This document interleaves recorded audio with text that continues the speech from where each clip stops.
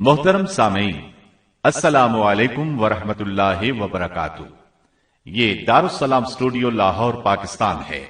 آئیے اب شروع کرتے ہیں یوسف علیہ السلام کا قصہ۔ قرآن کریم نے اس قصے کو احسن القصص کہا ہے۔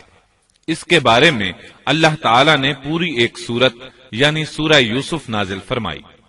اس قصے میں دو عظیم نبیوں کا تذکرہ ہے، سیدنا یعقوب بن اسحاق علیہ السلام اور یوسف بن یعقوب علیہ السلام کا۔ اپنے بھائیوں کی وجہ سے یوسف علیہ السلام کن حالات کا شکار ہوئے، آپ اس کا تفصیل سے ذکر سنیں گے۔ سورہ یوسف مکی ہے اور یوسف علیہ السلام کا قصہ اگرچہ ابتلاء و آزمائش کی داستان ہے، لیکن اس میں اور بھی بہت سے فوائد ہیں۔ سننے والا اس سے لطف اندوز ہوتا ہے، اپنے اندر رحم اور انس کے جذبات محسوس کرتا ہے۔ اس قصے میں ان حالات کی طرف بھی اشارہ ہے جو انبیاء کے ساتھ پیش آتے ہیں۔ عام انبیاء کے حالات واقعات سے معلوم ہوتا ہے کہ پہلے وہ آسودہ حال تھے، لیکن جب انہوں نے دعوت دی تو ان کی قوم نے انہیں جھٹلایا، پھر آزمائش کا سلسلہ شروع ہوا، پھر ان کی قوموں پر عذاب آیا۔ اس قصے میں معاملہ اس کے بالکل برعکس ہے۔ اس میں شروع میں ابتلاء آزمائش کا دور ہے، پھر آسانی اور فراوانی کی داستان ہے۔ ایسا کیوں ہوا؟ علماء کے اس بارے میں مختلف اقوال ہیں۔ عطا رحمت اللہ علیہ فرماتے ہیں، غمزدہ پریشان حال اگر یوسف علیہ السلام کے قصے کو سنتا ہے تو اس کے دل کو سکون ملتا ہے، وہ مطمئن ہو جاتا ہے، اس لیے کہ اس میں تنگی کے بعد آسانی ہے، مشکلات کے بعد اللہ کی نعمتوں کا نزول اس سے ظاہر ہے۔ سورہ یوسف سورہ ہود کے بعد نازل ہوئی۔ سورہ ہود میں انبیاء کرام کے تذکرے کے بعد قوم ہود اور قوم صالح کی تباہی کا ذکر آتا ہے، پھر ان اقوام کا تذکرہ ہے جو تباہ و برباد ہوئی۔ پھر سورہ یوسف عام الحزن میں نازل ہوئی۔ یہ وہ سال تھا جس میں نبی صلی اللہ علیہ وسلم کے چچا ابو طالب فوت ہوئے۔ ابو طالب ہر طرح آپ کا ساتھ دیتے رہے تھے، یہاں تک کہ رسول اکرم صلی اللہ علیہ وسلم فرماتے ہیں، قریش نے مجھ سے صحیح معنوں میں دشمنی کا آغاز ابو طالب کی وفات کے بعد کیا۔ ایک قول کے مطابق ابو طالب کی وفات کے صرف 3 دن بعد آپ کی پیاری اور محبوب بیوی، جنت کی عورتوں کی سردار، دنیا جہان کی افضل ترین عورتوں میں سے ایک سیدہ خدیجۃ الکبریٰ رضی اللہ عنہا اس دنیا سے رخصت ہو گئیں۔ انا للہ و انا الیہ راجعون۔ یہاں تک کہ ابن عباس رضی اللہ عنہما فرماتے ہیں، رسول اللہ صلی اللہ علیہ وسلم نے 4 خط کھینچے، پھر صحابہ کرام کو مخاطب کر کے فرمایا، جانتے ہو یہ خط میں نے کیوں کھینچے ہیں؟ انہوں نے کہا، ہم نہیں جانتے۔ تو آپ صلی اللہ علیہ وسلم نے فرمایا، جنت کی افضل ترین عورتیں 4 ہیں، ایک مریم بنت عمران، دوسری خدیجہ بنت خویلد، تیسری فاطمہ بنت محمد اور چوتھی فرعون کی بیوی آسیہ بنت مزاحم رضی اللہ عنہن اجمعین۔ سیدہ خدیجہ رضی اللہ عنہا اور ابو طالب کی وفات کا آپ صلی اللہ علیہ وسلم کو بہت شدید صدمہ ہوا۔ تب آپ کی تسلی کے لیے اللہ تعالی نے سورہ یوسف نازل فرمائی اور آپ کو یقین دلایا کہ تنگی کے بعد فراخی ہوتی ہے، اور اس صورت میں سبق آموز واقعات اور عبرتوں کا تذکرہ یکجا کر دیا گیا ہے، جبکہ دوسرے انبیاء کے قصے قرآن اور احادیث میں مختلف مقامات پر ہیں۔ یہ قصہ قرآن کریم میں ایک جگہ کیوں ذکر کیا گیا، اس میں کیا حکمت تھی، اور باقی قصے مختلف مقامات پر کیوں بکھرے ہوئے ہیں، اس بارے میں علامہ قرطبی رحمت اللہ علیہ فرماتے ہیں، اللہ تعالیٰ نے انبیاء علیہ السلام کے قصے تکرار کے ساتھ ذکر کیے ہیں۔ ایک ہی بات کو بلاغت و بیان کے اصول کے تحت مختلف پیرائے میں ذکر کیا ہے، جیسا کہ ابراہیم علیہ السلام کا قصہ ہے۔ جب اللہ کے برگزیدہ فرشتے ان کے پاس آئے تو ان کے آنے پر ابراہیم علیہ السلام نے جو مہمان نوازی کی اس کو مختلف انداز میں بیان کیا گیا ہے۔ ایک جگہ فرمایا، وہ بغیر کسی تاخیر کے بھنا ہوا بچڑا لے آئے۔ دوسری آیت میں فرمایا، پس ابراہیم فربا بچڑے کا گوشت لے آئے۔ इन दोनों जुमलों को जमा करने से मालूम हुआ भुना हुआ मोटा ताजा बछड़ा पेश किया गया। मुख्तलिफ जगहों पर उनका तज़किरा इसलिए किया गया कि लोग इससे इबरत पकड़ें। अल्लामा कुर्तुबी रहमतुल्लाह अलैह फरमाते हैं, यूसुफ अलैहिस्सलाम के किस्से को एक जगह और बाकी अंबिया के किस्सों को अलहदा बयान करने की एक हिकमत यह भी है कि मुखालिफ पर हुज्जत कायम हो जाए कि वो ना मुकर्रर कलाम ला सकते हैं और ना ही किस्सा यूसुफ अलैहिस्सलाम की तरह इकट्ठा कलाम ला सकते हैं। मतलब ये कि बलागत की हर किस्म में दुश्मन पर हुज्जत कायम हो सके। अल्लाह ताला कलाम को मुकर्रर और गैर मुकर्रर लाकर कुरान का एजाज बयान करना चाहते हैं कि अल्लाह चाहे तो एक किस्से को एक ही जगह बयान कर दें, चाहे तो मुख्तलिफ जगहों पर बयान कर दें। कोई ये न कह सके कि देखो कुरान में यह किस्सा अलहदा अलहदा बयान हुआ है, मैं इसको एक जगह बयान कर सकता हूँ, या इसके बरक्स ये न कह सके कि कुरान में तो ये किस्सा एक ही जगह बयान हुआ है, मैं इसको अलग अलग करके बयान कर सकता हूँ।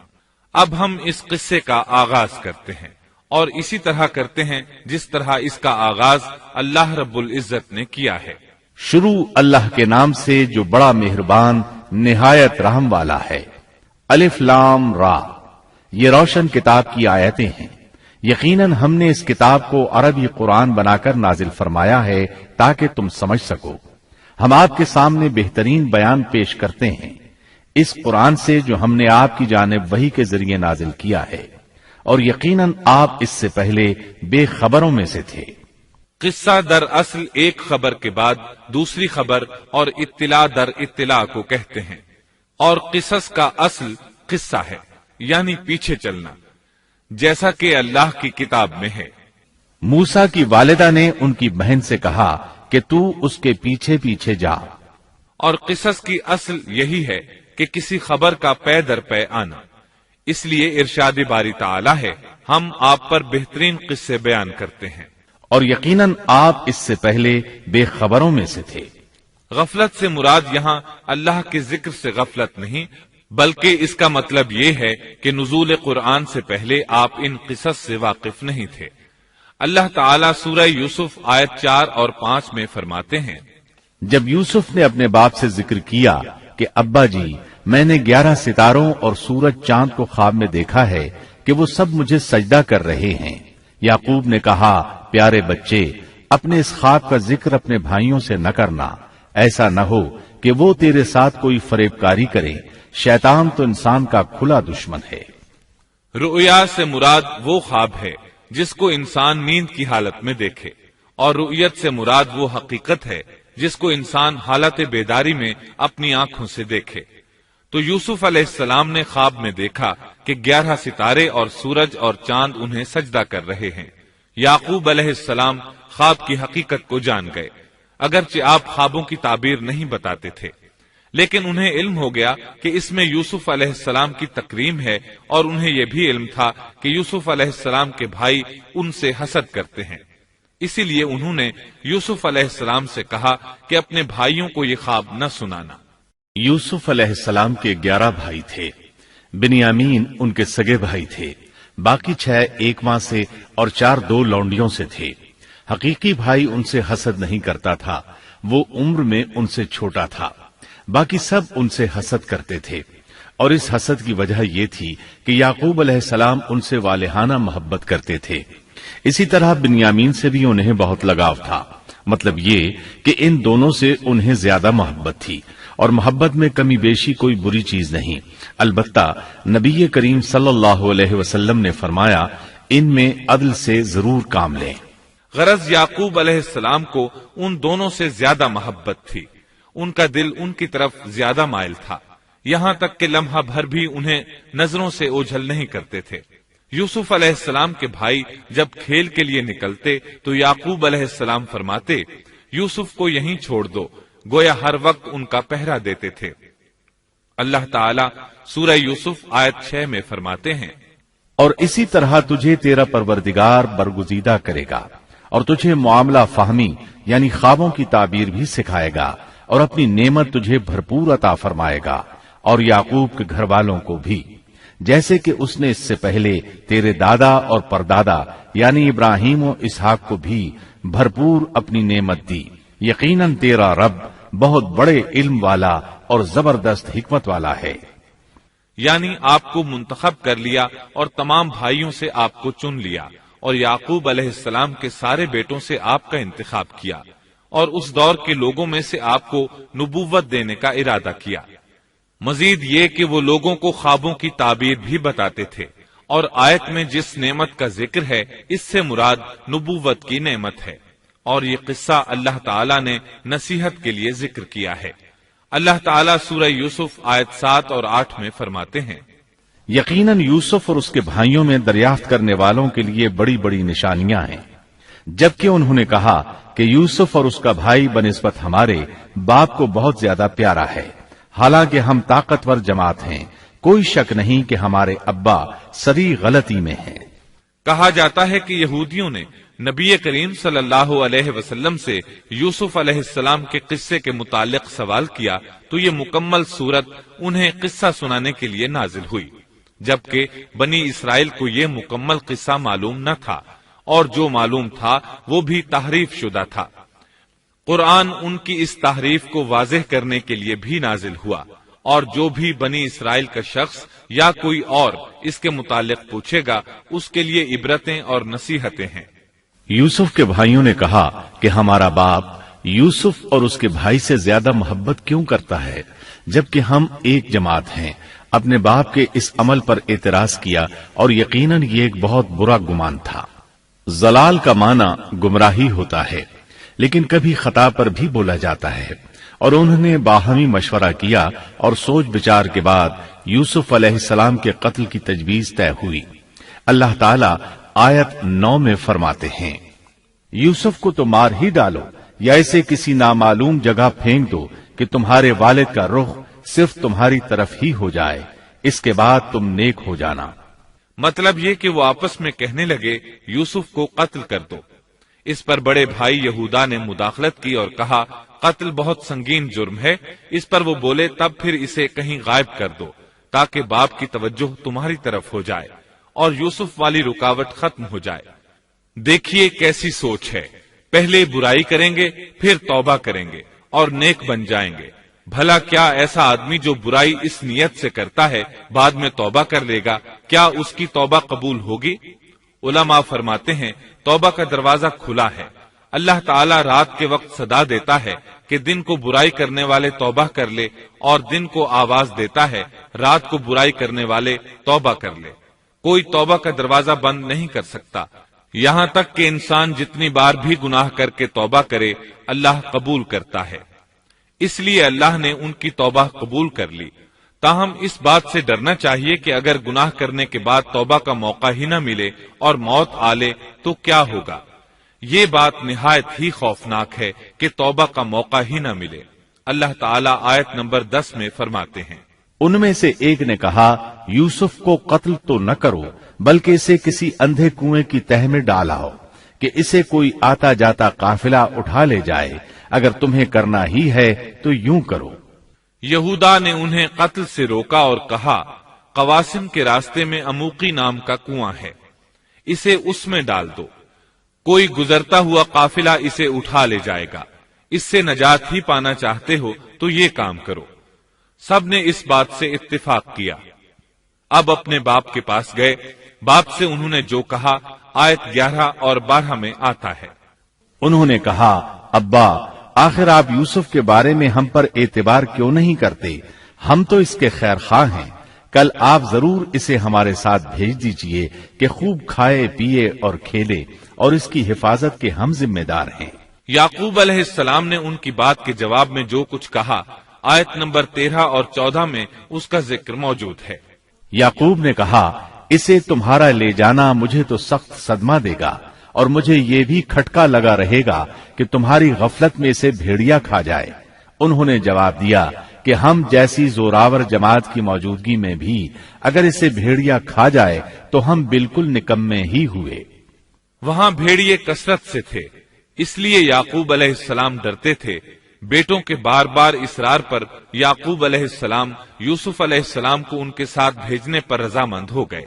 अल्लाह ताला आयत 15 में फरमाते हैं, پھر جب اسے لے چلے اور سب نے مل کر ٹھان لیا کہ اسے غیر آباد گہرے کنویں کی تہ میں پھینک دیں، ہم نے یوسف کی طرف وحی کی کہ یقیناً وقت آ رہا ہے کہ تو انہیں اس ماجرے کی خبر اس حال میں دے گا کہ وہ جانتے ہی نہ ہوں گے۔ بعض روایات کے مطابق انہوں نے راستے میں یوسف علیہ السلام کو مارا پیٹا، برا بھلا کہا، اور ایسا کرنا ان کے لیے معمولی بات تھی کیونکہ وہ تو قتل کے درپے تھے۔ آخر کار کنویں کے پاس پہنچے اور مشورے کے مطابق انہیں کنویں میں ڈال دیا۔ یوسف علیہ السلام کنویں میں ایک پتھر پر گرے، یعنی پانی میں نہ گرے، آپ اس پتھر پر بیٹھ گئے۔ اللہ تعالی کی طرف سے انہیں تسلی دی گئی کہ آپ پریشان نہ ہوں، بہت جلد آپ کنویں سے نکلیں گے اور انہیں ان کے اس گھناؤنے فعل کے بارے میں بتلائیں گے، اور انہیں اس بات کا گمان بھی نہیں ہوگا کہ ایسا وقت بھی آئے گا۔ یوسف علیہ السلام کو کنویں میں ڈالنے کے بعد انہوں نے گھر جانے کی تیاری کی۔ آیت نمبر 16 میں آتا ہے، اور عشاء کے وقت وہ سب اپنے باپ کے پاس روتے ہوئے پہنچے۔ امام اعمش قاضی شریح رحمت اللہ علیہ کی مجلس میں بیٹھے تھے۔ ایک عورت آئی، اس کا ایک آدمی سے جھگڑا تھا، وہ بہت شدت سے رو رہی تھی۔ اعمش بولے، آپ دیکھتے نہیں یہ کس بری طرح رو رہی ہے؟ ان کا مطلب یہ تھا کہ یہ سچی ہے۔ قاضی شریح فرمانے لگے، یوسف علیہ السلام کے بھائی رات کو روتے ہوئے اپنے باپ کے پاس آئے تھے، پس فیصلہ رونے پر نہیں انصاف پر ہونا چاہیے۔ اب یوسف علیہ السلام کے بھائیوں نے باپ کو تفصیل سنائی۔ اللہ تعالیٰ اس کا ذکر آیت 17 میں فرماتے ہیں، اور کہنے لگے کہ ابا جی، ہم تو آپس میں دوڑ میں لگ گئے اور یوسف کو ہم نے سامان کے پاس چھوڑا، پس اسے بھیڑیا کھا گیا۔ آپ تو ہماری بات نہیں مانیں گے، گو ہم بالکل سچے ہی ہوں۔ سو انہوں نے یہ بات بتائی، لیکن اس سے جھوٹ صاف ظاہر ہو رہا تھا، جیسا کہ اگلی آیت میں ہے۔ اور یوسف کے کرتے کو جھوٹ موڑ کے خون سے خون آلود بھی کر لائے تھے۔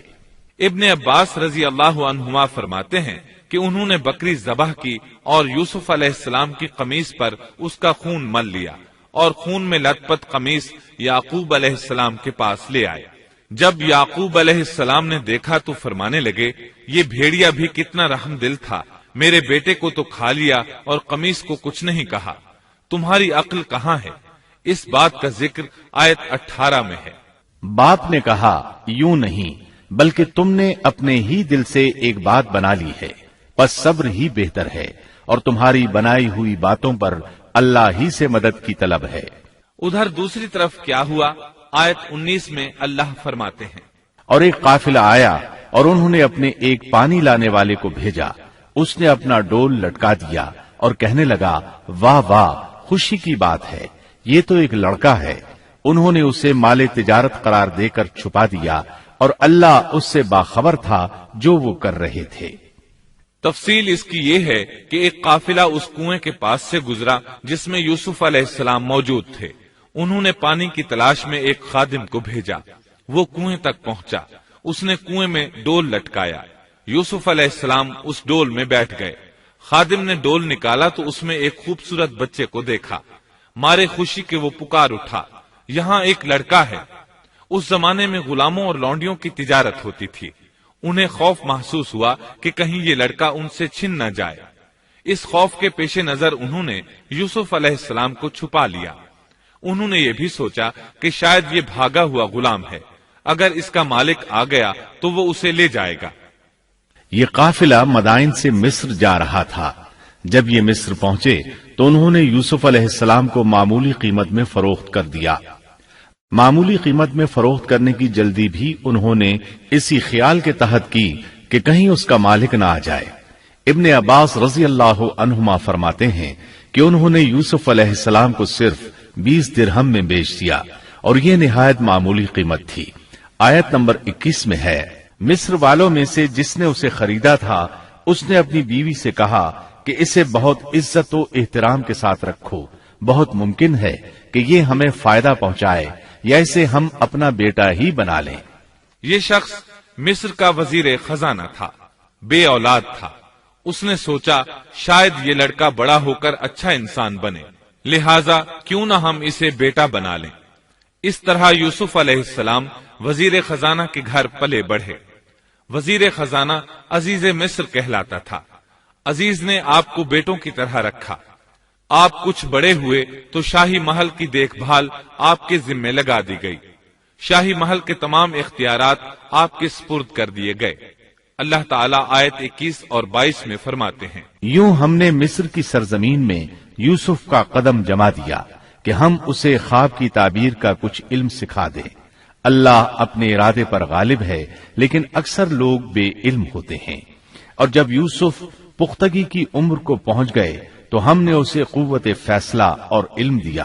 ہم نیک کاروں کو اسی طرح بدلہ دیتے ہیں۔ یوسف علیہ السلام بہت پاکیزہ اور توحید والے ماحول میں پروان چڑھے، گھر کا سارا انتظام انہی کے ہاتھ میں تھا۔ آپ بہت بصیرت اور سوجھ بوجھ سے گھر کا نظام چلا رہے تھے۔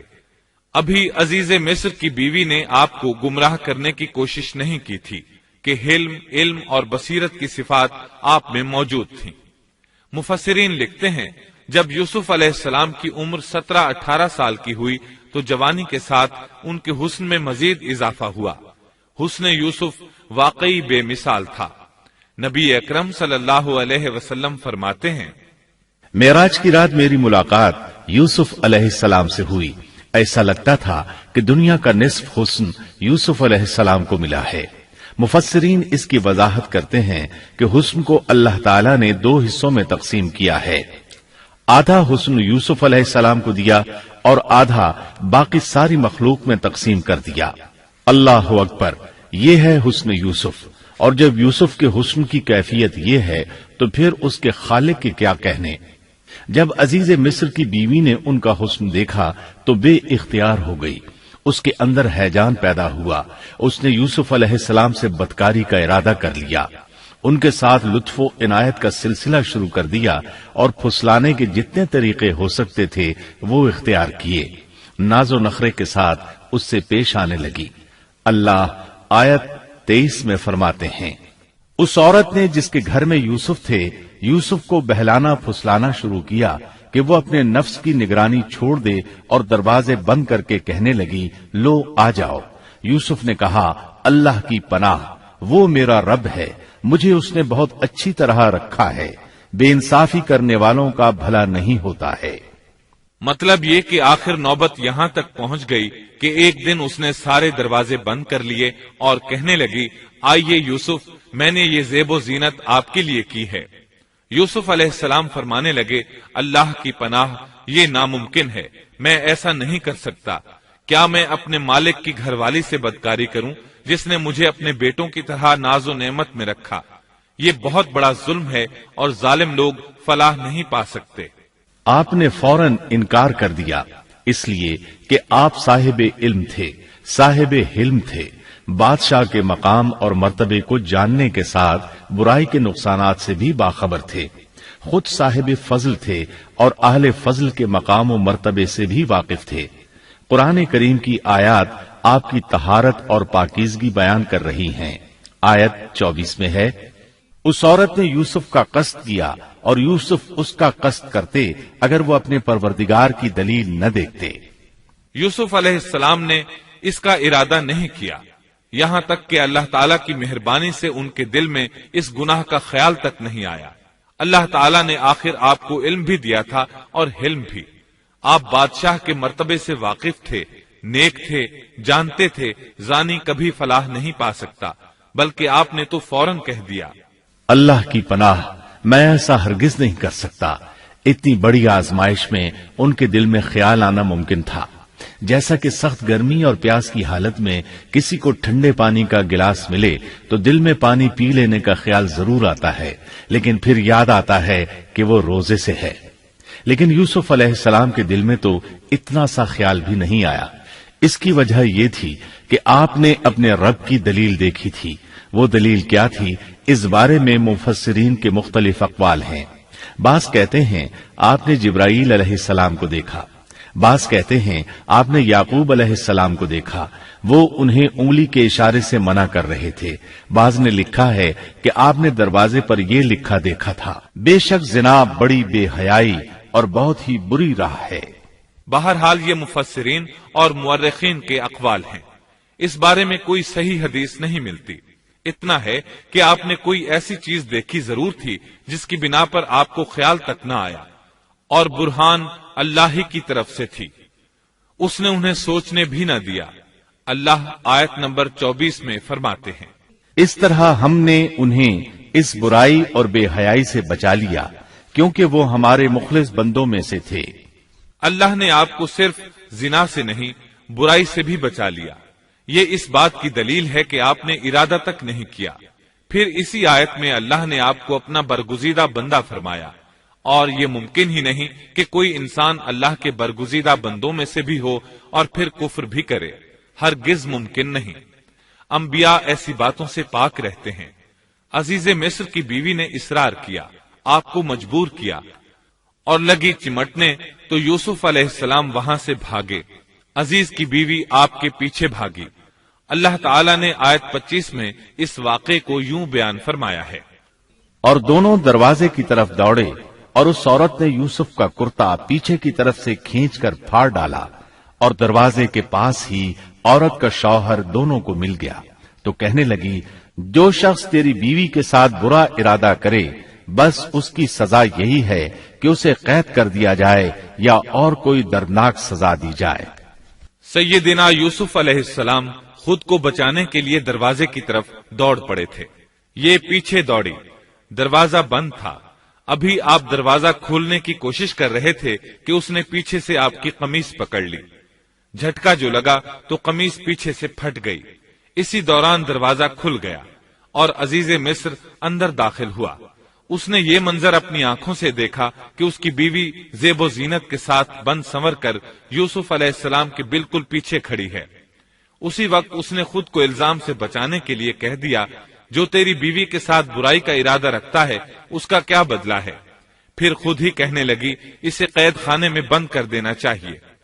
ایسا اس نے اس لیے کہا کہیں وہ یوسف علیہ السلام کو قتل نہ کر دے۔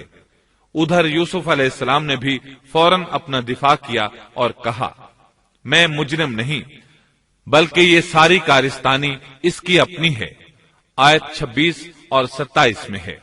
یوسف نے کہا، یہ عورت ہی مجھے پھسلا رہی تھی، اور عورت کے قبیلے ہی کے ایک شخص نے گواہی دی کہ اگر اس کا کرتا آگے سے پھٹا ہوا ہو تو عورت سچی ہے اور یوسف جھوٹ بولنے والوں میں سے ہے، اور اگر اس کا کرتا پیچھے کی جانب سے پھٹا ہوا ہو تو عورت جھوٹی ہے اور یوسف سچوں میں سے ہے۔ یہ گواہ کون تھا؟ اس بارے میں دو قسم کی روایات ہیں۔ پہلی روایت یہ ہے کہ وہ دودھ پیتا بچہ تھا۔ اس نے کہا کہ اس عورت نے بہکایا ہے اور یہ اللہ کا معجزہ تھا۔ دوسری روایت یہ ہے کہ عزیز مصر کے ساتھ اس کا چچا زاد تھا۔ اس نے کہا، قمیص دیکھو کہاں سے پھٹی ہے، پیچھے سے پھٹی ہے تو یوسف سچے، اور آگے سے پھٹی ہے تو پھر وہ سچی ہے، یوسف جھوٹے ہیں۔ آیت نمبر 28 میں آتا ہے، سو جب خاوند نے دیکھا کہ یوسف کا کرتا پیٹھ کی جانب سے پھٹا ہوا ہے تو صاف کہہ دیا کہ یہ تو عورتوں کی چال بازی ہے، بے شک تمہاری چال بازی بہت بڑی ہے۔ سید قطب کہتے ہیں، عزیز مصر ان لوگوں میں سے تھا جن کے نزدیک شرف کی کوئی قیمت نہیں تھی۔ اگر اس میں غیرت ہوتی تو اس کا خون کھولتا، وہ عورت پر برہم ہوتا، لیکن اس نے غصے کے بغیر کہا۔ آیت 29 میں ہے، یوسف اب اس بات کو جانے دو، اور اے عورت تو اپنے گناہ سے توبہ کر، بے شک تو گناہ گاروں میں سے ہے۔ اس کے علاوہ اس نے کوئی اور بات نہ کی، یہاں تک کہ یوسف علیہ السلام کو گھر ہی میں رہنے دیا، جدا بھی نہ کیا۔ لیکن پھر یہ خبر شہر میں آگ کی طرح پھیل گئی، عورتیں طرح طرح کی باتیں کرنے لگیں، لوگ عزیز مصر کی بیوی کو تانے دینے لگے۔ آیت 30 میں ہے، اور شہر کی عورتوں میں چرچا ہونے لگا کہ عزیز مصر کی بیوی اپنے جوان غلام کو اپنا مطلب نکالنے کے لیے بہلانے پھسلانے میں لگی رہتی ہے، اس کے دل میں یوسف کی محبت بیٹھ گئی ہے، ہمارے خیال میں تو وہ سری گمراہی میں ہے۔ یہ چرچا ہونے لگا کہ عزیز مصر کی بیوی ایک غلام کے ساتھ برائی پر تل گئی۔ اگر کسی آزاد کے ساتھ ایسا کرتی تو معاملہ اور تھا، غلام سے محبت کر بیٹھی، یہ تو اس نے بے وقوفی کی انتہا کر دی۔ اس طرح اسے خوب برا بھلا کہا گیا۔ یہ خبر عزیز مصر کی بیوی تک بھی پہنچ گئی۔ آیت 31 میں ہے، اس نے جب ان عورتوں کی پرفریب مکارانہ باتیں سنی تو انہیں بلوا بھیجا اور ان کے لیے ایک مجلس مرتب کی اور ان میں سے ہر ایک کو چھری دی اور کہا، اے یوسف، ان کے سامنے چلے آؤ۔ ان عورتوں نے جب اسے دیکھا تو بہت بڑا جانا اور اپنے ہاتھ کاٹ لیے، اور زبان سے نکل گیا کہ اللہ کی پناہ، یہ انسان تو ہرگز نہیں، یہ تو یقیناً کوئی بہت ہی بزرگ فرشتہ ہے۔ وضاحت اس کی یہ ہے کہ اس عورت نے اپنے گھر میں ایک دعوت کا انتظام کیا، تمام عورتوں کو اس دعوت میں بلایا۔ دعوت کا انتظام اس طرح کیا کہ سب کے لیے ایک تکیہ لگایا، پھل سامنے رکھے اور ہر ایک کو ایک ایک چھری تھما دی۔ ساتھ ہی یوسف علیہ السلام سے کہا کہ مجلس میں آ جائیں۔ جب یوسف علیہ السلام آئے تو وہ انہیں دیکھ کر مبہوت رہ گئیں۔ ان کے حسن سے اس قدر متاثر ہوئیں کہ اپنا ہوش نہ رہا اور پھلوں کے بجائے اپنے ہاتھ کاٹ ڈالے، لیکن اس کا انہیں احساس تک نہ ہوا۔ سبحان اللہ، کیا حسن تھا جس کی وجہ سے انہوں نے اپنے ہاتھ کاٹ لیے اور خبر تک نہ ہوئی۔ کہنے لگیں، یہ تو کوئی فرشتہ معلوم ہوتا ہے، انسان اتنا خوبصورت کیسے ہو سکتا ہے؟ آیت 32 میں ہے، اس وقت عزیز مصر کی بیوی نے کہا، یہ ہے وہ جس کے بارے میں تم مجھے تانا دے رہی تھی۔ میں نے ہر چند اس سے اپنا مطلب حاصل کرنا چاہا، لیکن یہ بال بال بچا رہا، اور جو کچھ میں اس سے کہہ رہی ہوں اگر یہ نہ کرے گا تو یقیناً یہ قید کر دیا جائے گا، اور بے شک یہ بہت ہی بے عزت ہوگا۔ یہ آیت اس بات کی واضح دلیل ہے کہ یوسف علیہ السلام نے برائی کا ارادہ نہیں کیا تھا۔ پھر بات یہیں پر ختم نہیں ہو گئی، بلکہ تمام عورتیں یوسف علیہ السلام پر ٹوٹ پڑیں۔ ان میں سے ہر ایک کی خواہش تھی کہ یوسف علیہ السلام اس سے محبت کریں اور بے حیائی کا ارتکاب کریں۔ اپنی عزت اور شرف کو انہوں نے خاک میں ملا دیا۔ یوسف علیہ السلام کے حسن پر فریفتہ ہو گئیں۔ اس کیفیت کو دیکھ کر یوسف علیہ السلام نے اپنے رب سے دعا کی۔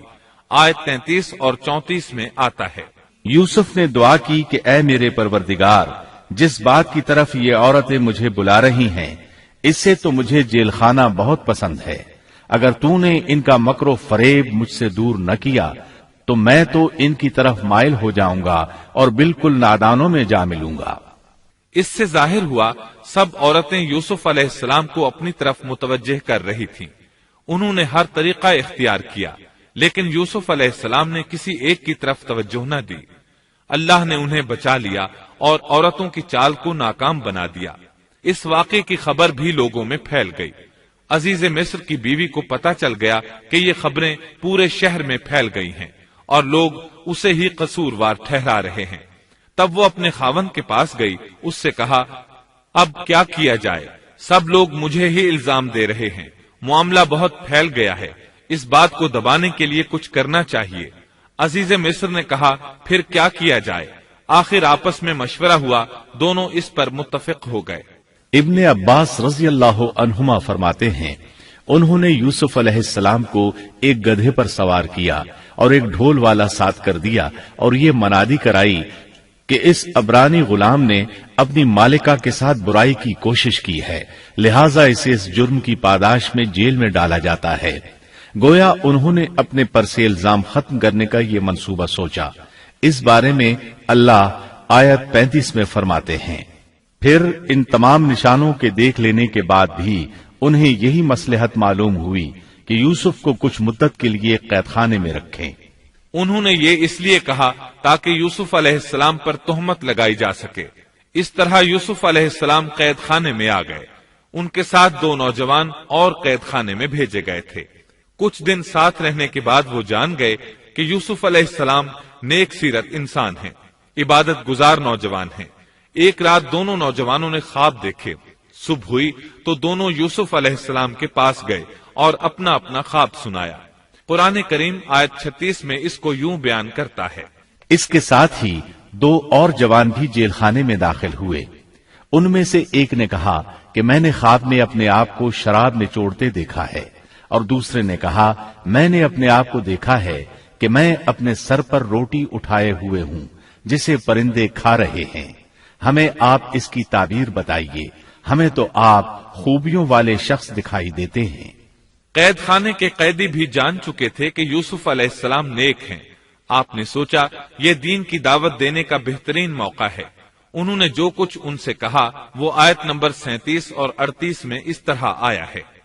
یوسف نے کہا، تمہیں جو کھانا دیا جاتا ہے اس کے تمہارے پاس پہنچنے سے پہلے ہی میں تمہیں اس کی تعبیر بتلا دوں گا۔ یہ سب اس علم کی بدولت ہے جو مجھے میرے رب نے سکھایا ہے۔ میں نے ان لوگوں کا مذہب چھوڑ دیا ہے جو اللہ پر ایمان نہیں رکھتے اور آخرت کے بھی منکر ہیں۔ میں اپنے باپ دادوں کے دین کا پابند ہوں، یعنی ابراہیم، اسحاق اور یعقوب کے دین کا۔ ہمیں ہرگز یہ سزاوار نہیں کہ ہم اللہ کے ساتھ کسی کو بھی شریک کریں۔ ہم پر اور تمام اور لوگوں پر اللہ کا یہ خاص فضل ہے، لیکن اکثر لوگ ناشکری کرتے ہیں۔ آپ نے سب سے پہلے اپنا تعارف کرایا، ابراہیم اور یعقوب علیہ السلام کے بارے میں بتایا، اور اس زمانے کے لوگ ابراہیم علیہ السلام کو مانتے تھے۔ ابراہیم علیہ السلام معروف تھے، جانے پہچانے تھے۔ نبی کریم صلی اللہ علیہ وسلم سے پوچھا گیا کہ کریم یعنی عزت دار کون ہے؟ آپ نے فرمایا، عزت دار کے بیٹے، عزت دار کے پوتے اور عزت دار کے پڑ پوتے، یعنی یوسف بن یعقوب بن اسحاق بن ابراہیم علیہ السلام۔ مطلب یہ کہ 4 پشتوں تک نبوت کی فضیلت یوسف علیہ السلام کے سوا کسی کے حصے میں نہیں آئی۔ یہ عزت اور بزرگی کی انتہا ہے۔ آپ نے اپنے دین کا تعارف کرانے کے بعد ان سے جو کچھ کہا وہ آیت 39 اور 40 میں آتا ہے۔ اے میرے قید کے ساتھیوں، کیا بھلا کئی جدا جدا پروردگار بہتر ہیں یا ایک اللہ زبردست طاقتور؟ اس کے سوا تم جن کی پوجا باٹ کر رہے ہو وہ سب نام ہی نام ہیں جو تم نے اور تمہارے باپ دادوں نے خود ہی گھڑ لیے ہیں۔ اللہ نے ان کی کوئی دلیل نازل نہیں فرمائی۔ فرما روائی صرف اللہ ہی کی ہے۔ اس کا فرمان ہے کہ تم سب سوائے اس کے کسی اور کی عبادت نہ کرو۔ یہی دین درست ہے، لیکن اکثر لوگ نہیں جانتے۔ پھر یوسف علیہ السلام نے انہیں خواب کی تعبیر بتائی۔ اس کا ذکر سورہ یوسف آیت 41 میں ہے۔ اے میرے قید خانے کے رفیقو، تم دونوں میں سے ایک تو اپنے بادشاہ کو شراب پلانے پر مقرر ہو جائے گا، لیکن دوسرا سولی دیا جائے گا اور پرندے اس کا سر نوچ نوچ کھائیں گے۔ تم دونوں جس کے بارے میں تحقیق کر رہے تھے اس کام کا فیصلہ کر دیا گیا۔ تعبیر سن کر وہ قیدی کہنے لگے، ہم نے اس طرح خواب نہیں دیکھا۔ جس کے قتل کی تعبیر بتائی گئی تھی وہ تو خاص طور پر کہنے لگا، میں نے یہ خواب نہیں دیکھا۔ اس پر یوسف علیہ السلام نے فرمایا، یہ اللہ کا فیصلہ ہے، تبدیل نہیں ہو سکتا۔ پھر آپ نے دوسرے قیدی سے فرمایا، اور جس کی نسبت یوسف کا گمان تھا کہ ان دونوں میں سے یہ چھوٹ جائے گا، اس سے کہا کہ اپنے بادشاہ سے میرا ذکر بھی کر دینا۔ پھر اسے شیطان نے اپنے بادشاہ سے ذکر کرنا بھلا دیا اور یوسف نے کئی سال قید خانے ہی میں کاٹے۔ پھر اسی طرح ہوا، ایک کو پھانسی پر چڑھا دیا گیا، دوسرا بادشاہ کو شراب پلانے پر مقرر ہوا، لیکن وہ یوسف علیہ السلام کا ذکر کرنا بھول گیا۔ اللہ تعالیٰ آیت 42 میں فرماتے ہیں، شیطان نے اسے بھلا دیا۔ اس آیت کی تفسیر بعض مفسرین نے یہ کی ہے کہ شیطان نے یوسف علیہ السلام کو اپنے رب یعنی اللہ تعالیٰ کی یاد سے غافل کر دیا، اور انہوں نے ایک بندے سے چاہا کہ وہ اپنے رب یعنی شاہ مصر سے ان کا تذکرہ کر کے ان کی رہائی کی کوشش کرے۔ اس لیے اللہ تعالیٰ نے ان کو یہ سزا دی کہ وہ کئی سال تک جیل میں پڑے رہے۔ یہ تفسیر بالکل غلط ہے۔ درست یہ ہے کہ فَأَنْسَاهُ کی ضمیر اس شخص کی طرف لوٹتی ہے جس کے متعلق یوسف علیہ السلام کا گمان تھا کہ وہ رہائی پانے والا ہے، اور اس آیت کے معنی یہ ہیں کہ شیطان نے اس شخص کو اپنے آقا سے یوسف علیہ السلام کا ذکر کرنا بھلا دیا، جیسا کہ علامہ ابن کثیر اور دیگر مفسرین نے اسی طرح کہا ہے۔ انس رضی اللہ عنہ سے مروی یہ روایت کہ اللہ تعالیٰ نے یوسف علیہ السلام کی طرف وحی کی کہ اے یوسف، تجھے تیرے بھائیوں سے کس نے نجات دی؟ فرمایا، اے اللہ، آپ نے۔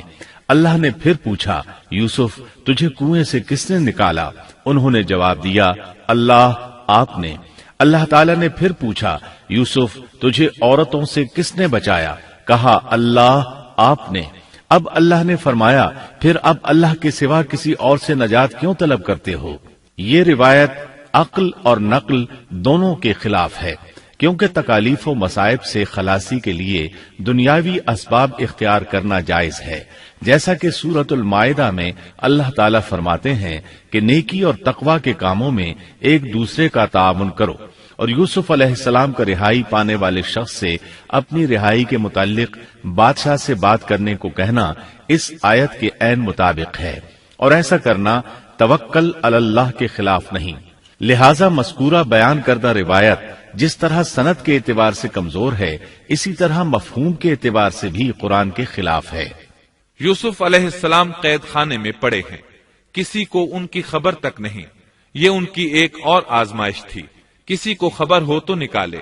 آخر کچھ مدت بعد بادشاہ نے خواب دیکھا۔ بادشاہ نے کہا، میں نے خواب میں دیکھا ہے کہ 7 موٹی تازی فربا گائیں ہیں، جن کو 7 دبلی پتلی لاغر گائیں کھا رہی ہیں، اور 7 بالیاں ہیں ہری ہری، اور دوسری 7 بالکل خشک۔ اس خواب نے بادشاہ کو پریشان کر دیا۔ اس نے کہا، اے درباریو، میرے اس خواب کی تعبیر بتلاؤ اگر تم خواب کی تعبیر دے سکتے ہو۔ انہوں نے جواب دیا، یہ تو اڑتے اڑاتے پریشان خواب ہیں، اور ایسے شوریدہ پریشان خوابوں کی تعبیر جاننے والے ہم نہیں۔ جب وہ خواب کی تعبیر نہ بتا سکے تب اس ساقی کو یوسف علیہ السلام یاد آئے۔ وہ چونک اٹھا۔ ان 2 قیدیوں میں سے جو رہا ہوا تھا اسے مدت کے بعد یاد آ گیا اور کہنے لگا، میں تمہیں اس کی تعبیر بتلا دوں گا، مجھے جانے کی اجازت دیجیے۔ قید خانہ شہر سے باہر تھا، انہوں نے اسے ادھر روانہ کر دیا۔ وہ جیل پہنچا، یوسف علیہ السلام سے ملا اور بولا، اے یوسف، اے بہت بڑے سچے، آپ ہمیں اس خواب کی تعبیر بتلائیے کہ 7 موٹی تازی گائیں ہیں جنہیں 7 دبلی پتلی گائیں کھا رہی ہیں، اور 7 بالکل سبز خوشے ہیں، اور 7 ہی دوسرے بالکل خشک ہیں، تاکہ میں واپس جا کر ان لوگوں سے کہوں تاکہ وہ سب جان لیں۔ تب یوسف علیہ السلام نے خواب کی تعبیر بتائی۔ یوسف نے جواب دیا کہ تم 7 سال تک پے در پے لگاتار حسب عادت غلہ بویا کرنا، اور فصل کاٹ کر اسے بالیوں سمیت ہی رہنے دینا، سوائے اپنے کھانے کی تھوڑی سی مقدار کے۔ اس کے بعد 7 سال نہایت سخت قحط کے آئیں گے، وہ اس غلے کو کھا جائیں گے جو تم نے ان کے لیے ذخیرہ رکھ چھوڑا تھا، سوائے اس تھوڑے سے غلے کے جو تم محفوظ کر کے رکھو گے۔ آپ نے صرف خواب کی تعبیر نہیں بتائی بلکہ علاج بھی بتایا۔ اس کے بعد ایک اور بات بھی بتائی۔ اس کے بعد جو سال آئے گا اس میں لوگوں پر خوب بارش برسائی جائے گی، اور وہ اس میں شیرہ انگور بھی خوب نچوڑیں گے۔ ساقی بہت تیزی سے واپس گیا، بادشاہ کو پوری تفصیل بتائی۔ تب بادشاہ نے کہا، یوسف کو میرے پاس لاؤ۔ بادشاہ کا قاصد واپس آیا اور آپ سے کہا، بادشاہ آپ کو بلا رہا ہے۔ یوسف علیہ السلام نے کہا، میں قید خانے سے نہیں نکلوں گا۔ نبی کریم صلی اللہ علیہ وسلم فرماتے ہیں، اللہ یوسف علیہ السلام پر رحم فرمائے، انہوں نے کس حد تک صبر کیا۔ ان کی جگہ میں ہوتا اور مجھے قید خانے سے نکلنے کے لیے کہا جاتا تو میں فوراً باہر نکل جاتا۔ 7 سال تک قید میں رہنے کے بعد اگر کوئی قیدی سے باہر نکلنے کے لیے کہے اور وہ باہر نکلنے سے انکار کر دے تو یہ بات عجیب ہی لگ سکتی تھی، لیکن یوسف علیہ السلام ہر طرح سے بری ہو کر نکلنا چاہتے تھے۔ چنانچہ آپ نے کہا، یوسف نے کہا، اپنے بادشاہ کے پاس واپس جا اور اس سے پوچھ کہ ان عورتوں کا حقیقی واقعہ کیا ہے جنہوں نے اپنے ہاتھ کاٹ لیے تھے۔ ان کے ہیلے کو صحیح طور پر جاننے والا میرا پروردگار ہی ہے۔ قاصد واپس آیا، اس نے بادشاہ کو یوسف کا جواب سنایا۔ اب بادشاہ نے ان عورتوں کو جمع کیا اور کہا، بادشاہ نے پوچھا، اے عورتوں، اس وقت کا صحیح واقعہ کیا ہے جب تم داؤ فریب کر کے یوسف کو اس کی دلی منشا سے بہکانا چاہتی تھی؟ انہوں نے صاف جواب دیا کہ معاذ اللہ، ہم نے یوسف میں کوئی برائی نہیں پائی۔ پھر تو عزیز مصر کی بیوی بھی بول اٹھی کہ اب تو حق سچ واضح ہو گیا ہے، میں نے ہی اسے ورغلایا تھا اس کے جی سے، اور یقیناً وہ سچوں میں سے ہے۔ یوسف نے کہا، یہ اس واسطے کہ عزیز مصر جان لے کہ میں نے اس کی پیٹھ پیچھے اس کی خیانت نہیں کی، اور یہ بھی کہ اللہ دغابازوں کے ہتھ کنڈے چلنے نہیں دیتا۔ میں اپنے نفس کی پاکیزگی بیان نہیں کرتا، بے شک نفس تو برائی پر ابھارنے والا ہی ہے، مگر یہ کہ میرا پروردگار ہی اپنا رحم کرے، یقیناً میرا پالنے والا بڑی بخشش کرنے والا اور بہت مہربانی فرمانے والا ہے۔ بعض مفسرین کے نزدیک یہ یوسف علیہ السلام کا قول ہے، اور یہ انہوں نے اس وقت کہا جب جیل میں ان کو یہ ساری تفصیل بتلائی گئی، یا بعض کے بقول بادشاہ کے پاس جا کر انہوں نے یہ کہا۔ بعض مفسرین کے نزدیک یہ بھی عزیز مصر کی بیوی ہی کا قول ہے، اور مطلب یہ ہے کہ یوسف کی غیر موجودگی میں بھی اسے غلط طور پر تہمت لگا کر خیانت کا ارتکاب نہیں کرتی، بلکہ امانت کے تقاضوں کو سامنے رکھتے ہوئے اپنی غلطی کا اعتراف کرتی ہوں۔ یا یہ مطلب ہے کہ میں نے یوسف کو پھسلانے کی کوشش ضرور کی، لیکن واقعہ یہ ہے کہ اپنے خاوند کی خیانت نہیں کی اور کسی بڑے گناہ میں واقع نہیں ہوئی۔ حافظ ابن کثیر نے اسی قول کو ترجیح دی ہے اور اسے سیاق و معانی کے اعتبار سے زیادہ مناسب اور موزوں قرار دیا ہے۔ آیت 54 میں اللہ تعالی فرماتے ہیں، بادشاہ نے کہا اسے میرے پاس لاؤ کہ میں اسے اپنے خاص کاموں کے لیے مقرر کر لوں۔ پھر جب اس سے بات چیت کی تو کہنے لگا کہ آپ ہمارے ہاں آج سے ذی عزت اور امانت دار ہیں۔ تب یوسف علیہ السلام بولے، یوسف نے کہا آپ مجھے ملک کے خزانوں پر مقرر کر دیجئے، میں حفاظت کرنے والا اور باخبر ہوں۔ اسی طرح ہم نے یوسف کو ملک کا قبضہ دے دیا کہ وہ جہاں کہیں چاہے رہے سہے، ہم جسے چاہیں اپنی رحمت پہنچا دیتے ہیں، ہم نیکوکاروں کا ثواب ضائع نہیں کرتے، یقیناً ایمانداروں اور پرہیزگاروں کو اخروی اجر بہت ہی بہتر ہے۔ بادشاہ نے یوسف علیہ السلام کو ملک کا مکمل اختیار دے دیا، اور ایک روایت میں ہے اس نے کہا، یوسف میرا اختیار اب صرف کرسی تک محدود ہے۔ اس طرح تمام معاملات یوسف علیہ السلام کے اختیار میں آ گئے اور خیر و برکت کے سال شروع ہو گئے۔ یوسف علیہ السلام نے ان سالوں سے خوب فائدہ اٹھایا، ہر طرف بھلائی ہی بھلائی ہو گئی، غلے کی فراوانی ہو گئی، جس طرح یوسف علیہ السلام چاہتے تھے اسی طرح خرچ کیا جاتا تھا۔ پھر اس طرح 7 سال ختم ہو گئے اور قحط کے سال شروع ہو گئے۔ اس قحط نے نہ صرف مصر کو بلکہ فلسطین وغیرہ کے علاقوں کو بھی اپنی لپیٹ میں لے لیا۔ اب چونکہ مصر بہت زیادہ خوشحال تھا، یوسف علیہ السلام نے 7 سال تک غلے کو بچا بچا کر رکھا تھا، اس لیے لوگ مصر آنا شروع ہو گئے۔ فلسطین میں بھی غلہ ختم ہو گیا۔ یعقوب علیہ السلام اور ان کے بیٹوں تک بھی قحط کے اثرات پہنچ گئے، بلکہ ان کے علاقے میں قحط شدید ہو گیا۔ تلاش کے باوجود غلہ نہیں ملتا تھا، ملتا بھی تھا تو بہت مہنگا۔ فلسطین میں خبر پہنچی کہ مصر کا بادشاہ پرانی قیمت پر غلہ دے رہا ہے۔ یہ خبر اس لیے پہنچی کہ یوسف علیہ السلام پرانی قیمت پر غلہ فروخت کر رہے تھے، چنانچہ فلسطین سے غلہ خریدنے کے لیے قافلے مصر آنے لگے۔ یوسف علیہ السلام پرانی قیمت پر غلہ ضرور دیتے، لیکن ایک آدمی کو صرف اتنا دیتے جتنا ایک اونٹ اٹھا سکتا، اس سے زیادہ نہ دیتے تاکہ تاجر لوگ مال سٹاک کر کے مہنگا نہ بیچیں۔ اس لیے جو غلہ خریدتا تھا اس کے لیے ضروری تھا کہ اپنے گھر والوں کو ساتھ لائے۔ یوسف علیہ السلام ہر ایک سے پوچھتے تمہارے گھر کے کتنے افراد ہیں، انہیں ساتھ لے کر آؤ، اور اس طرح یوسف علیہ السلام کے بھائیوں نے بھی مصر جانے کا ارادہ کر لیا۔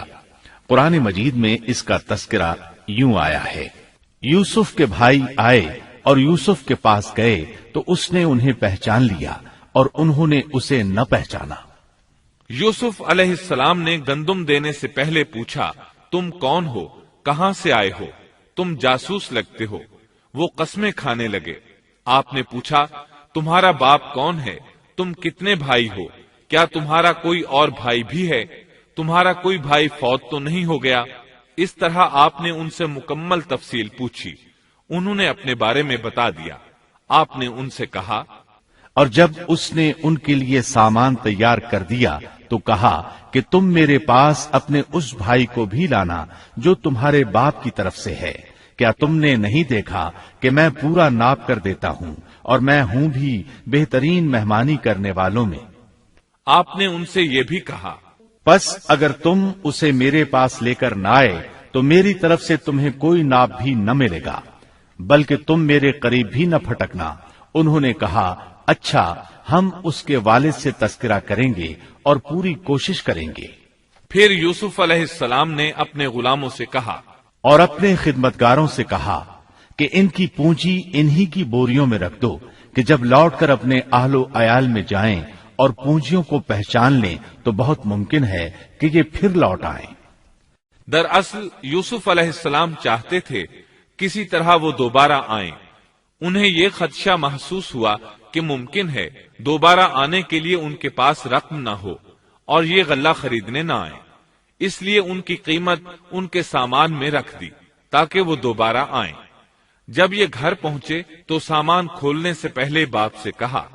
جب یہ لوگ لوٹ کر اپنے والد کے پاس گئے تو کہنے لگے، ہم سے تو غلے کا پیمانہ روک لیا گیا، اب آپ ہمارے ساتھ ہمارے بھائی کو بھیجیے کہ ہم پیمانہ بھر کر لائیں، ہم اس کی نگہبانی کے ذمہ دار ہیں۔ یعنی انہوں نے کہا کہ آئندہ ہمیں غلہ اسی صورت میں ملے گا جب ہم اپنے چھوٹے بھائی بنیامین کو ساتھ لے جائیں گے۔ اس پر یعقوب علیہ السلام نے فرمایا، یعقوب نے کہا کہ مجھے تو اس کی بابت تمہارا بس ویسا ہی اعتبار ہے جیسا اس سے پہلے اس کے بھائی کے بارے میں تھا، بس اللہ ہی بہترین حافظ ہے اور وہ سب مہربانوں سے بڑا مہربان ہے۔ مطلب یہ کہ یعقوب علیہ السلام نے ان کی بات ماننے سے انکار کر دیا۔ اس کے بعد جب انہوں نے اپنا سامان کھولا تو کیا دیکھا؟ جب انہوں نے اپنا سامان کھولا تو انہوں نے اپنا سرمایہ موجود پایا جو ان کی جانب لوٹا دیا گیا تھا۔ کہنے لگے، اے ہمارے باپ، ہمیں اور کیا چاہیے؟ دیکھیے تو یہ ہمارا سرمایہ بھی ہمیں واپس لوٹا دیا گیا ہے۔ ہم اپنے خاندان کو غلہ لا دیں گے اور اپنے بھائی کی نگرانی رکھیں گے اور ایک اونٹ کا پیمانہ زیادہ لائیں گے، یہ ناپ تو بہت آسان ہے۔ جب یعقوب علیہ السلام نے یہ معاملہ دیکھا اور ان کا اصرار بڑھا تو سوچ میں پڑ گئے کہ معاملہ کچھ اور معلوم ہوتا ہے، پس انہیں اللہ تعالی کی طرف سے الہام ہوا کہ ساتھ بھیج دیجیے۔ یعقوب نے کہا، میں تو اسے ہرگز تمہارے ساتھ نہ بھیجوں گا جب تک کہ تم اللہ کو بیچ میں رکھ کر مجھے قول و قرار نہ دو کہ تم اسے میرے پاس پہنچاؤ گے، سوائے اس ایک صورت کے کہ تم سب گرفتار کر لیے جاؤ۔ جب انہوں نے پکا قول و قرار دیا تو انہوں نے کہا، ہم جو کچھ کہتے ہیں اللہ اس پر نگہبان ہے۔ انہوں نے مزید نصیحت کی اور یعقوب نے کہا، اے میرے بچوں، تم سب ایک دروازے سے نہ جانا بلکہ کئی جدا جدا دروازوں میں سے داخل ہونا، میں اللہ کی طرف سے آنے والی کسی چیز کو تم سے ٹال نہیں سکتا، حکم صرف اللہ ہی کا چلتا ہے، میرا کامل بھروسہ اسی پر ہے اور ہر ایک بھروسہ کرنے والے کو اسی پر بھروسہ کرنا چاہیے۔ مطلب یہ تھا کہ تم 11 نوجوان ہو، تمہیں دیکھ کر کوئی حسد نہ کر بیٹھے، تمہیں نظر نہ لگ جائے، اور نظر کا لگ جانا برحق ہے، اور یہ بسا اوقات انسان کو قبر میں پہنچا دیتی ہے۔ اب یہ روانہ ہوئے۔ جب وہ انہی راستوں سے جن کا حکم ان کے والد نے انہیں دیا تھا گئے، کچھ نہ تھا کہ اللہ نے جو بات مقرر کر دی ہے وہ اس سے انہیں ذرا بھی بچا لے، مگر یعقوب کے دل میں ایک خیال پیدا ہوا جسے اس نے پورا کر لیا۔ بلا شبہ وہ ہمارے سکھلائے ہوئے علم کا عالم تھا، لیکن اکثر لوگ نہیں جانتے۔ مطلب یہ کہ انسان کی کوشش کے باوجود تقدیر اپنا کام دکھا جاتی ہے۔ عطا رحمت اللہ علیہ فرماتے ہیں کہ یعقوب علیہ السلام کے بارے میں یہ جو فرمایا کہ اس کے پاس ہمارا دیا ہوا علم تھا، اس کا مطلب یہ ہے کہ یعقوب علیہ السلام جو بھی بات کرتے تھے اس میں اللہ کا ذکر ہوتا اور غور و فکر کے بعد بات کرتے، پہلے اللہ کا نام لیتے، اور یہی ان کا علم تھا۔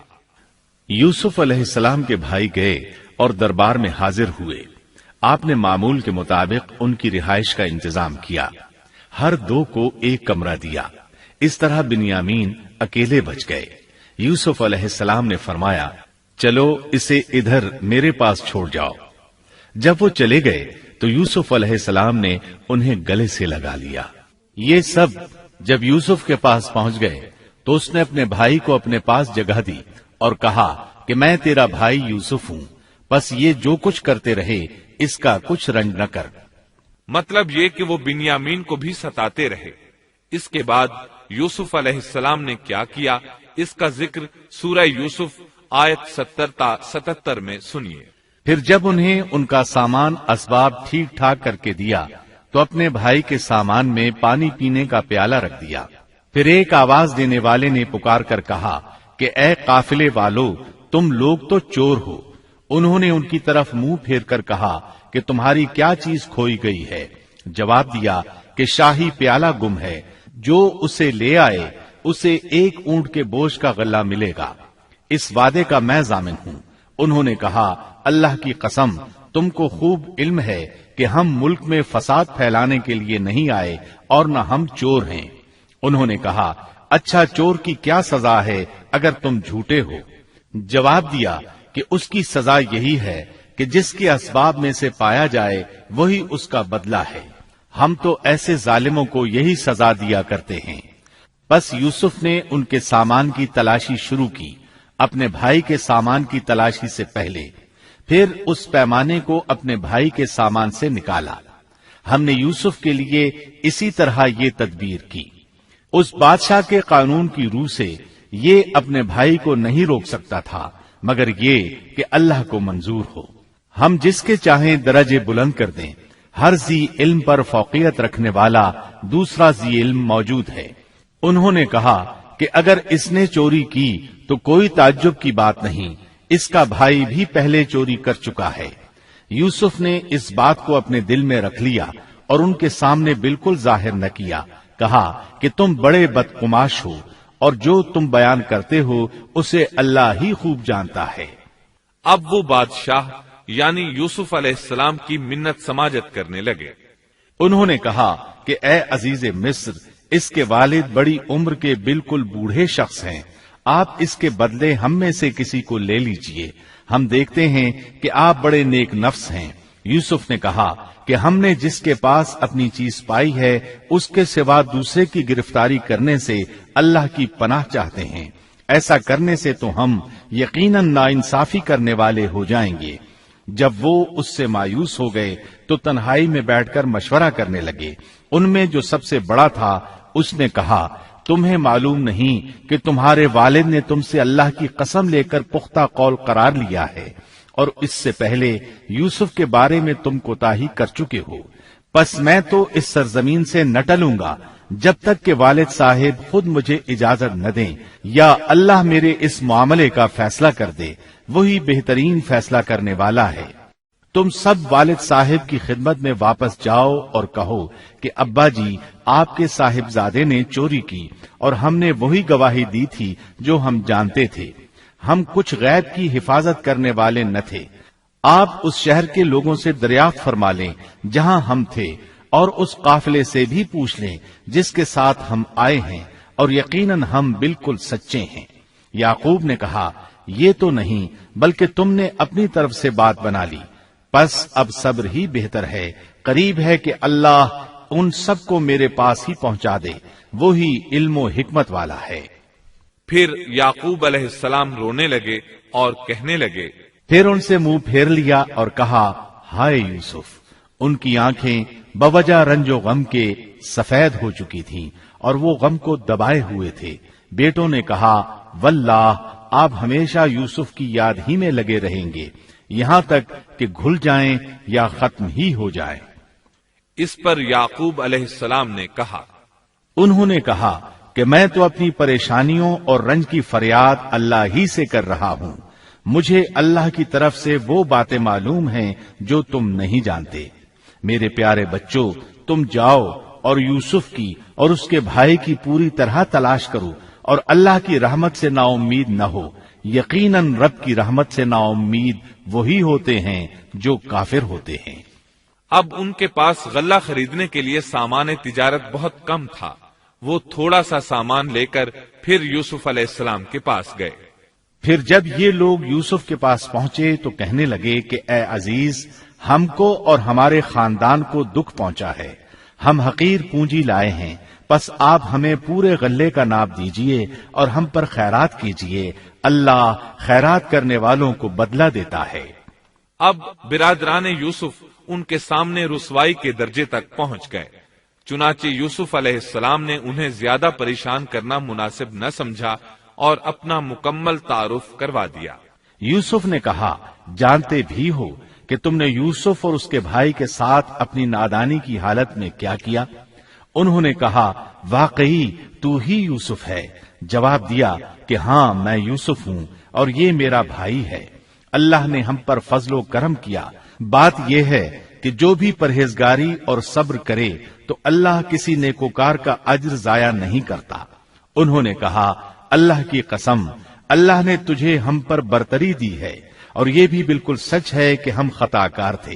جواب دیا آج تم پر کوئی ملامت نہیں ہے، اللہ تمہیں بخشے، وہ سب مہربانوں سے بڑا مہربان ہے۔ میرا یہ کرتا تم لے جاؤ اور اسے میرے والد کے منہ پر ڈال دو کہ وہ دیکھنے لگیں اور اپنے خاندان کو میرے پاس لے آؤ۔ وہ قمیص لے کر یعقوب علیہ السلام کی طرف چل دیے۔ جو ہی مصر سے چلے یعقوب علیہ السلام نے خوشبو محسوس کر لی۔ جب یہ قافلہ جدا ہوا تو ان کے والد نے کہا کہ مجھے تو یوسف کی خوشبو آ رہی ہے، اگر تم مجھے بے وقوف نہ کہو۔ وہ کہنے لگے کہ واللہ آپ اپنے اسی پرانے خط میں مبتلا ہیں۔ جب خوشخبری دینے والے نے پہنچ کر ان کے منہ پر وہ کرتا ڈالا، اسی وقت وہ پھر سے بینا ہو گئے۔ کہا کیا میں تم سے نہ کہا کرتا تھا کہ میں اللہ کی طرف سے وہ باتیں جانتا ہوں جو تم نہیں جانتے؟ انہوں نے کہا ابا جی آپ ہمارے لیے گناہوں کی بخشش طلب کیجئے، بے شک ہم قصوروار ہیں۔ کہا اچھا میں جلد ہی تمہارے لیے اپنے پروردگار سے بخشش مانگوں گا، وہ بہت بڑا بخشنے والا اور نہایت مہربانی کرنے والا ہے۔ پھر سارا خاندان یوسف علیہ السلام کے پاس آیا۔ جب یہ سارا گھرانہ یوسف کے پاس پہنچ گیا تو یوسف نے اپنے ماں باپ کو اپنے پاس جگہ دی اور کہا اللہ کو منظور ہے تو آپ سب امن و امان کے ساتھ مصر میں آؤ، اور اپنے تخت پر اپنے ماں باپ کو اونچا بٹھایا اور سب اس کے سامنے سجدے میں گر گئے۔